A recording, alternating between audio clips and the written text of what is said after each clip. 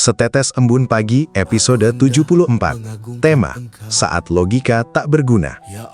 Firman Tuhan diambil dari Ayub 38 ayat 2. Siapakah dia yang menggelapkan keputusan dengan perkataan-perkataan yang tidak berpengetahuan?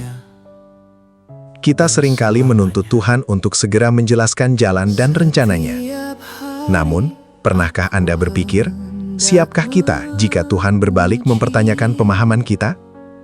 Berdasarkan kitab suci, manusia sering merasa paling tahu, terutama saat dihadapkan pada penderitaan yang melampaui batas logikanya. Ini terjadi dengan Ayub, setelah mereka bersama 3 orang sahabatnya berkomunikasi tentang mengapa Ayub begitu menderita, padahal Ayub orang saleh. Tuhan menjawab dari dalam badai, siapakah dia yang menggelapkan keputusan dengan perkataan-perkataan yang tidak berpengetahuan? Ayub 38 ayat 2. Jawaban Tuhan ini menunjukkan hikmat dan kedaulatannya yang jauh melampaui pengertian manusia. Makna penting jawaban Tuhan. 1. Manusia terbatas dalam memahami rencana Tuhan. Ayub berbicara berdasarkan penderitaan dan emosinya, tetapi Tuhan mengingatkan bahwa manusia tidak mengetahui seluruh gambaran. 2. Perkataan tanpa pengertian dapat mengaburkan kebenaran. Ketika seseorang berbicara tanpa hikmat rohani, ia bisa menggelapkan keputusan Tuhan yang membuat yang benar terlihat kabur. 3.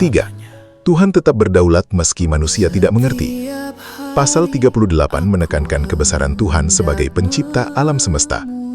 Tuhan tidak kehilangan kendali atas hidup Ayub. Ketika manusia mencapai batas akalnya, ajaran agama mengingatkan kita akan kedaulatan Tuhan yang mutlak. Tuhan menciptakan alam semesta beserta segala rahasianya jauh sebelum kita ada. Bagaimana mungkin akal pikiran yang terbatas ini mampu menyelami seluruh misteri dan ketetapan Sang Pencipta? Teguran ilahi bukanlah untuk menghancurkan, melainkan untuk menyadarkan jiwa. Menurut kebijaksanaan manusia, penderitaan menjadi titik balik di mana kesombongan logika diruntuhkan, digantikan oleh rasa kagum dan penyerahan diri secara total. Kita diajak untuk berhenti menuntut jawaban dan mulai belajar percaya.